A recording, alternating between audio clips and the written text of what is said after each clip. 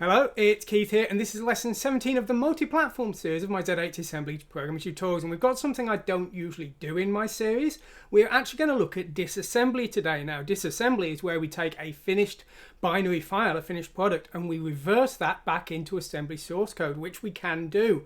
Now, the reason I don't usually recommend this is twofold. Firstly, disassembled code does not turn back into what you originally started with if you assembled it yourself. If you assemble your own code, you'll have probably some comments in there if you're code commenting properly.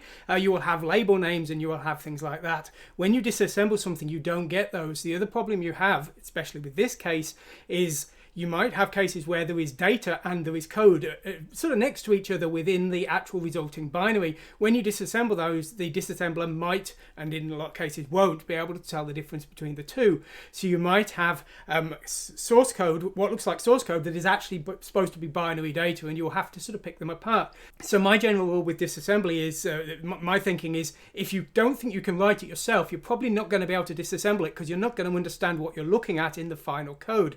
That's the first thing. The other problem is, from the point of view of my tutorials, is I'm trying to create new things that are available to people, and in this case I decided to disassemble this program, but the resulting code, even though I've got it as an ASM source file and I've documented it and I've cleaned it up and I've improved it in some cases, I didn't write this, so I can't entirely claim rights to it of any kind because it's based on other people's work. So as a sort of point of view of sort of creating something new, all I've really done is repurpose something that someone else made. So I would prefer to write my own things in most cases, and then I can say this is mine, you are welcome to use it yourself, and I can use it without concerns over the legal restrictions of such, although I admit legal restrictions on something that was written in the 80s, that your chances of getting sued are extremely low. However, legally speaking and ethically speaking, I can't claim rights to this because I didn't make it, even though I modified it heavily and put a lot of work into it. So anyway, but just before we start, we'd better discuss that, because that is a bit odd. So basically, this program seems to have been released by two different people, both claiming ownership of it, and it's the exact same program in both cases because I've disassembled it. I've looked at both. There was oddities about the code, and I couldn't even find a single difference in these two. So it was released as The Speaker by Xavier in a French magazine in 1991. That is the actual one that I originally started disassembling. It was a type-in, and I started to get very suspicious about it because the code was very unoptimized and it seemed very inefficient as a type-in. So I then looked at the version, the speech synthesizer that I saw as a kid in Amstrad Action, and it's the exact same one. There's very, very odd choices that are identical. There is a conversion table that is identical. It's the same program. So it's either copyright 1986 by Superior Software or 1991 by Xavier. I'll make of that what you will. And as I say, my modified version, I'm not claiming copyright of. You're welcome to use it in any way you want, but you have to accept that it's based on those other works.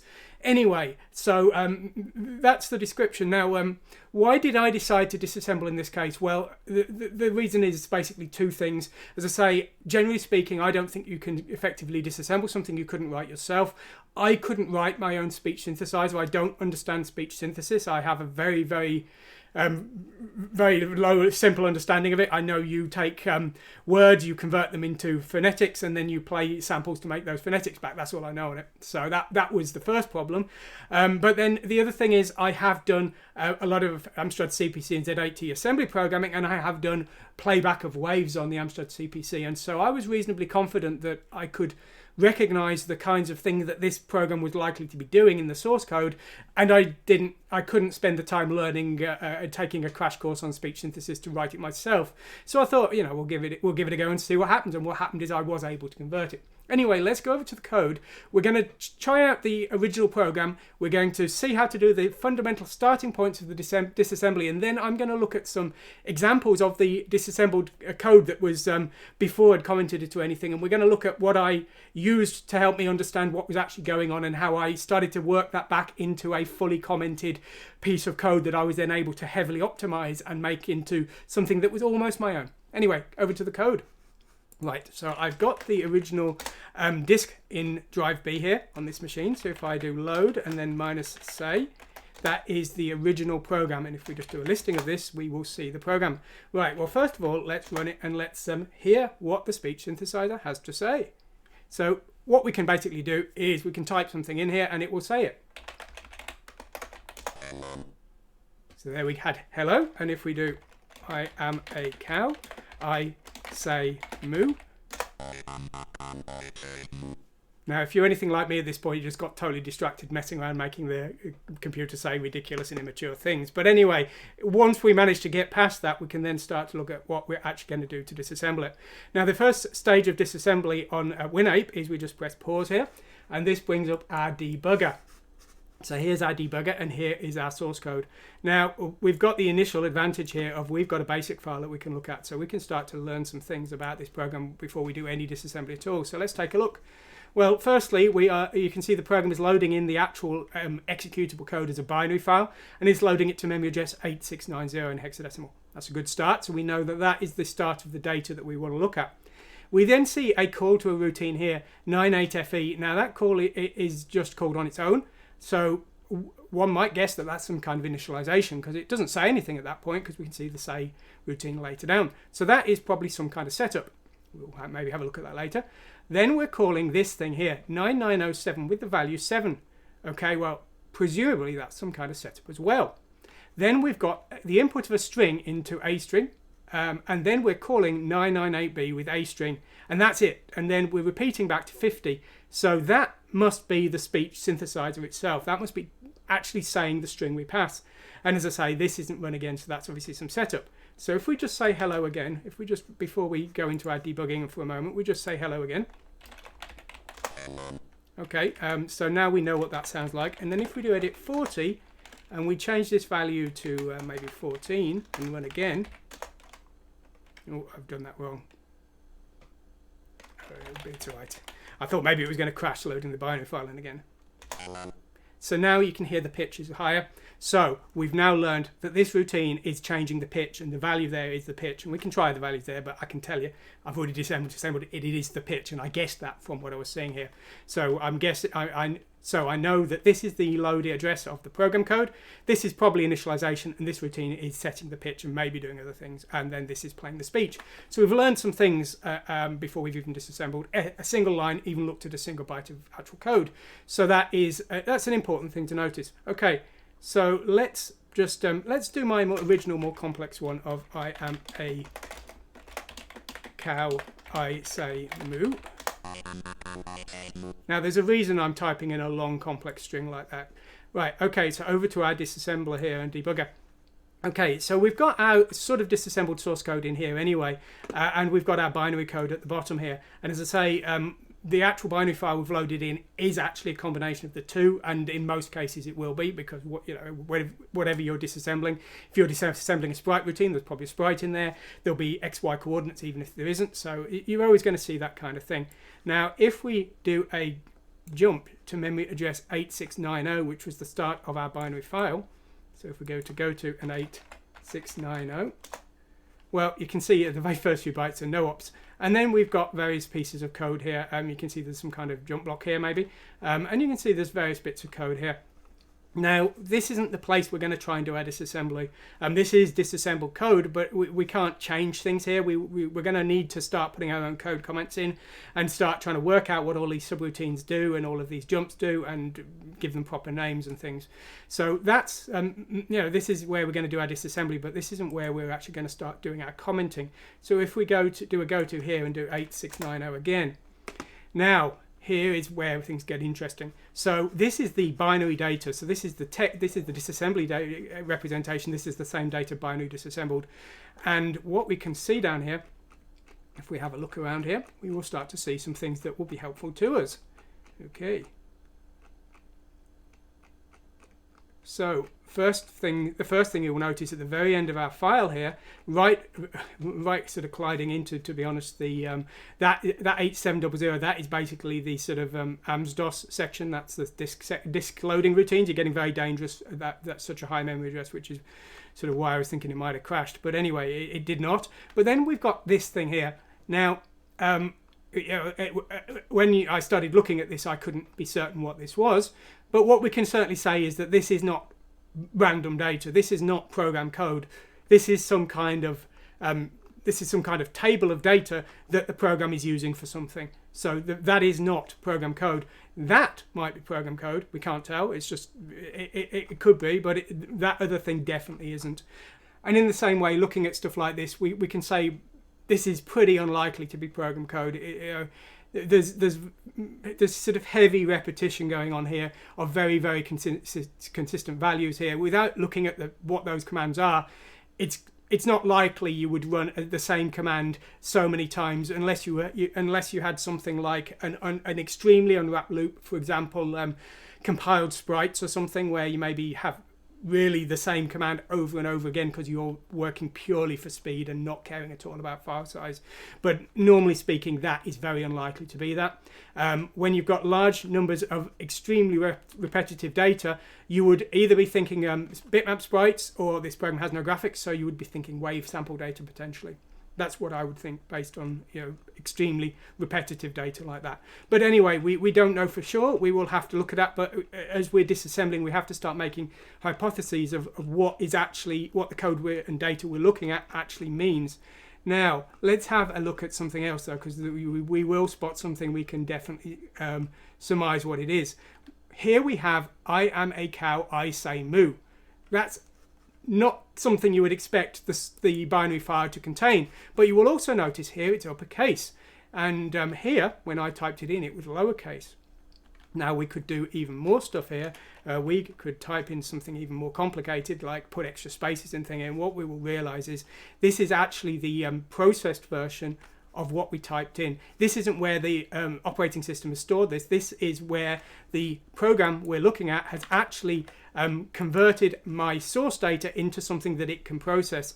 If we then look around even further and we sort of consider things with a slightly sort of more obscure viewpoint,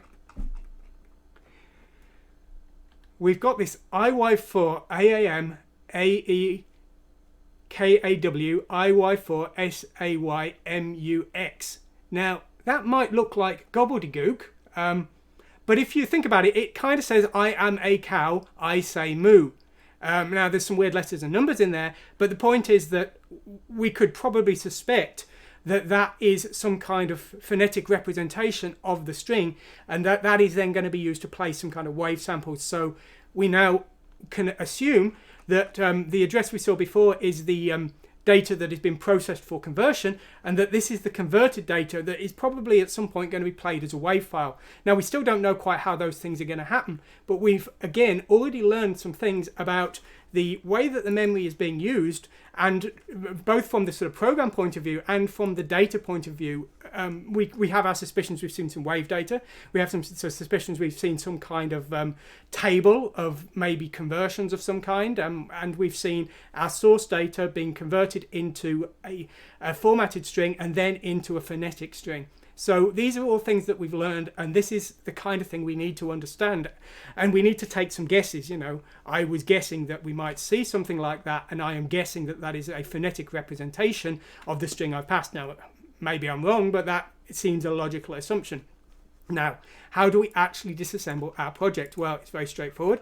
We just go to our data range here, and we just select. So we would probably want to disassemble 8690. So we select 8690 down here, and we saw that the data basically ended at A700. So I've selected that entire range here, and then all I do is I go to disassemble here, and then I'm just going to say new assembler tab, and what we have here is now is assembly source code.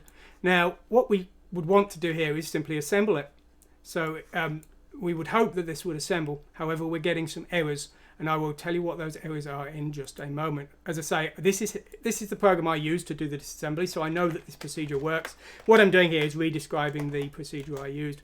Now, if we search here and we look around, we will see that there's these question marks in the code in various places. Now, what this means is that the byte data in memory had no disassembly equivalent opcode.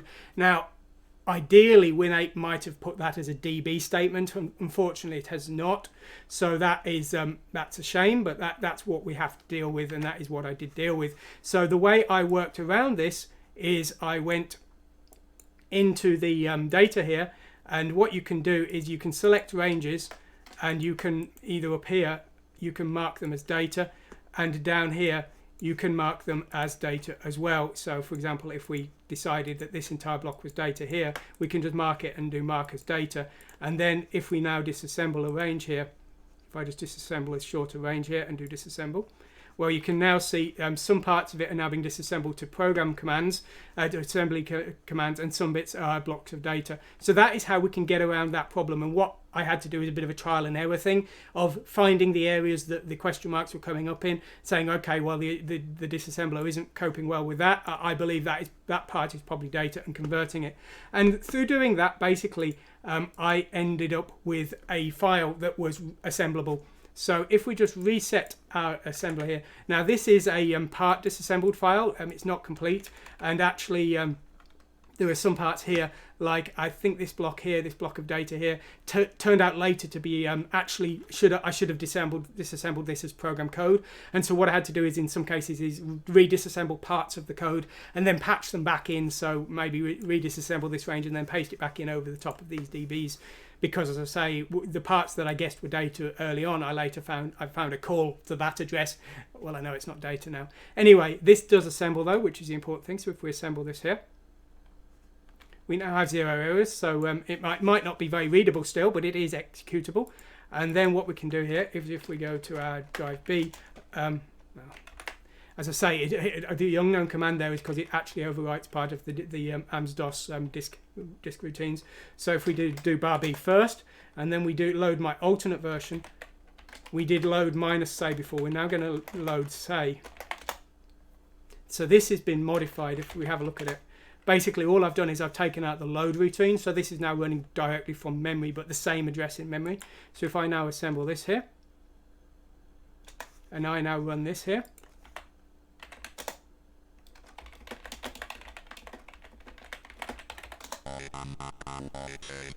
so the program still works, and the point I'm making is we now have a rather ugly but functional disassembly of the same program. And so what we now need to do, and you can see I've already started doing it here, is we need to start now going through those things that we know about, like well, we know that this is probably some kind of initialization routine at 98FE, and at 9907 we know this is probably some kind of speed setting routine. And so what we need to do is we need to start going through these, and we need to label them up. So I've guessed that this is the init routine, so I've labeled it up as such. And then I've started saying, well, okay, we're clearly comparing here. I know from my experience with the Amstrad CPC that when you pass a parameter with a call routine, it's passed in the IX register, and so I can guess here what's going on here.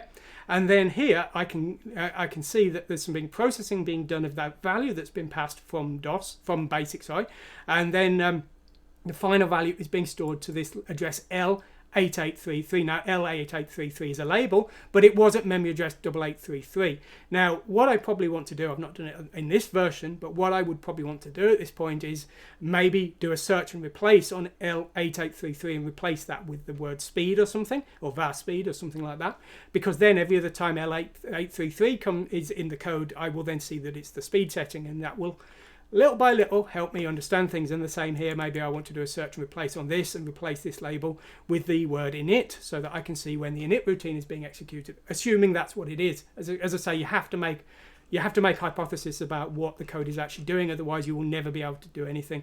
And you can see here I've started going through the code, and I've started commenting it and saying what I think each part is doing. And in some cases I was wrong. In some cases in the early days I was misreading the code.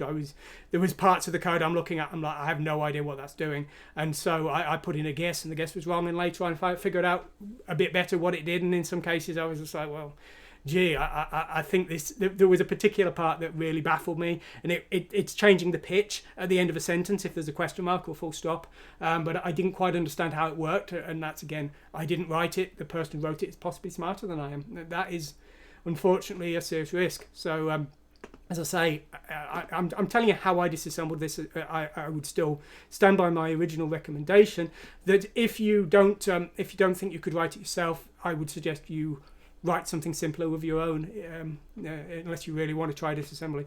Anyway, so as I say, you know, that was the code. Now what we're going to do is we're going to look at some of these examples here.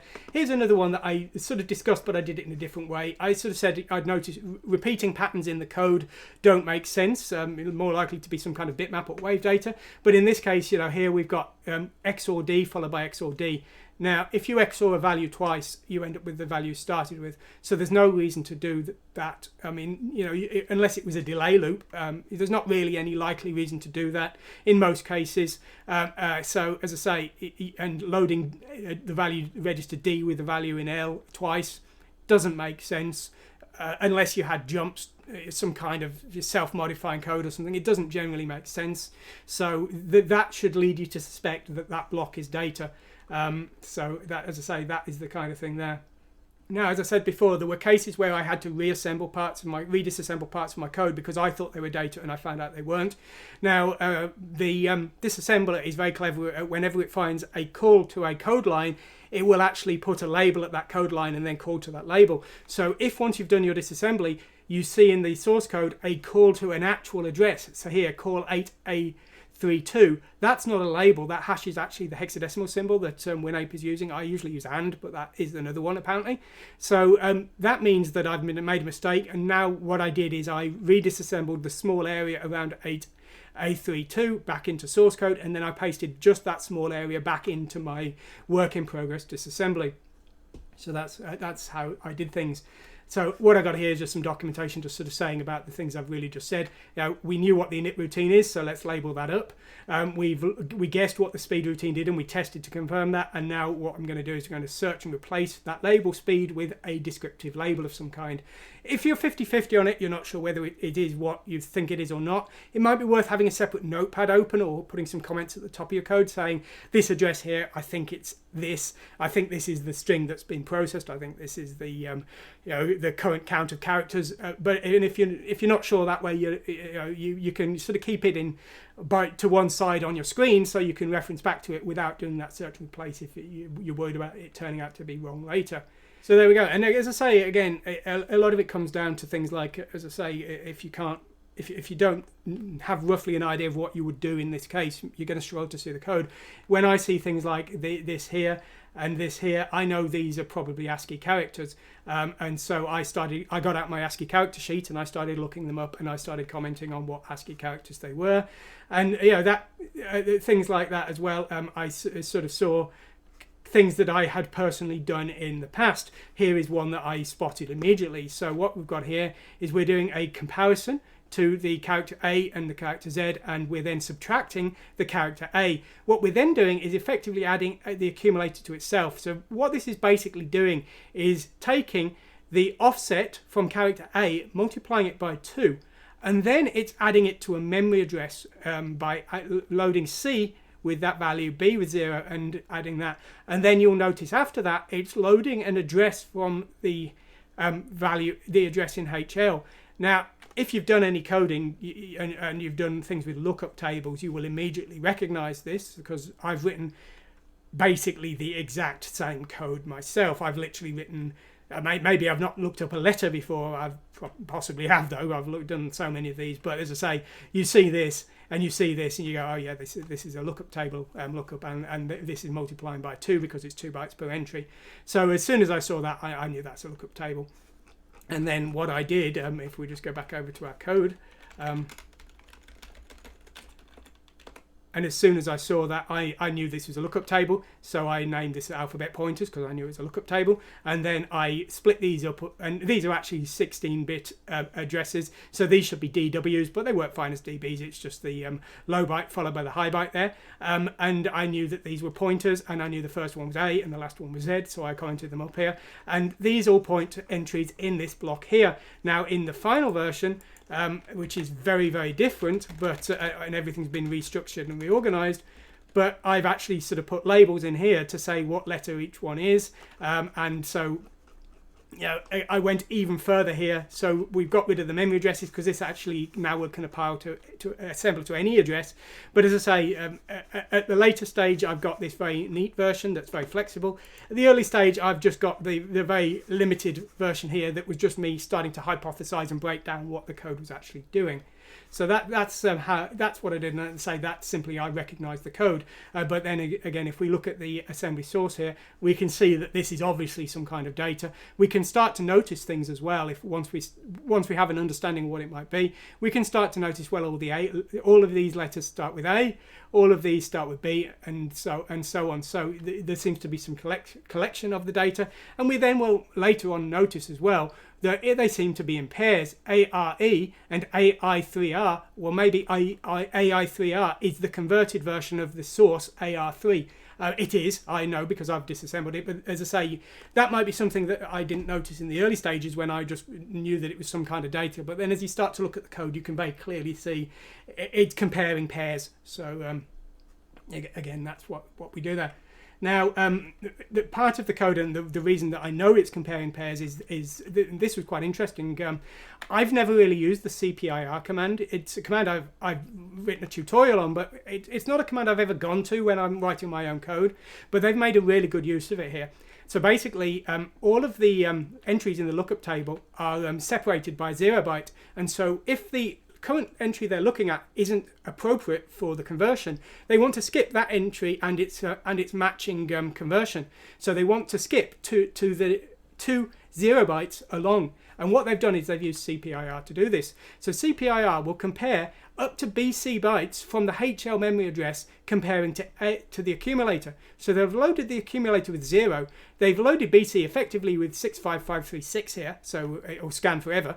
And then the HL address is the current entry in the conversion table that it's looking at. And so by doing 2 CPIRs, they've effectively skipped 2 entries. Now, as I say, I've used that command. I knew that it was a sequential comparison, but I had to actually go back to the original Z80 documentation and just check exactly what it did, so I was sure that I knew what this was being used for. So again, that's something that you might need to bear in mind. But basically what you need to do is go through the assembly, look at every line, think of it as a programmer and work out what you might do, and then ask yourself, well, what is the code doing and what does this hardware do? Here's another one that's definitely worth me quickly mentioning. Here I was looking at this and going, well, I don't understand what this is doing, so I'm hypothesizing that it's data.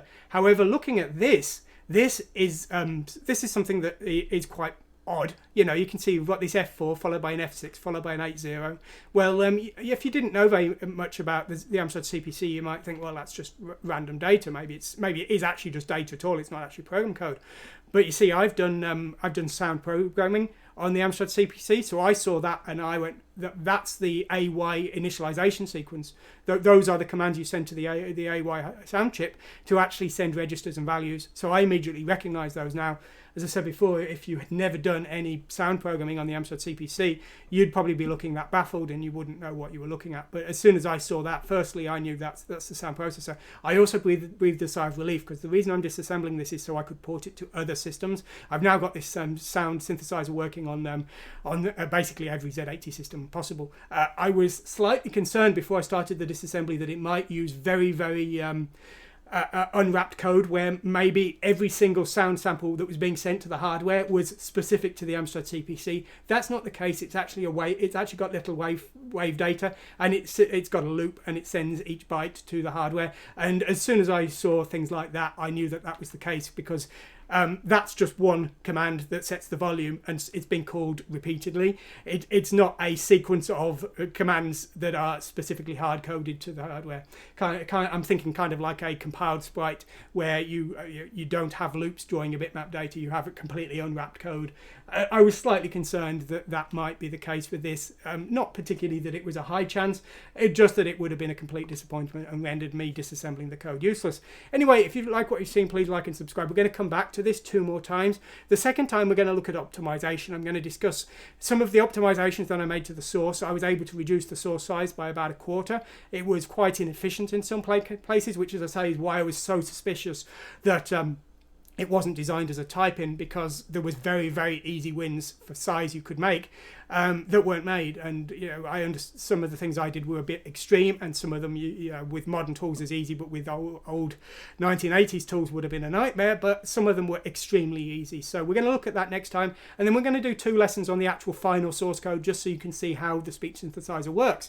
So please stick around if you want to see that. Anyway, I hope you've enjoyed what you've seen today. Go to the website, download the source codes. But as I say, you're welcome from my point of view to use them for whatever you want, but they are based on someone else's work that they did copyright. So you have to make your own judgment on that, what you're willing to use them for. Thanks for watching, and goodbye.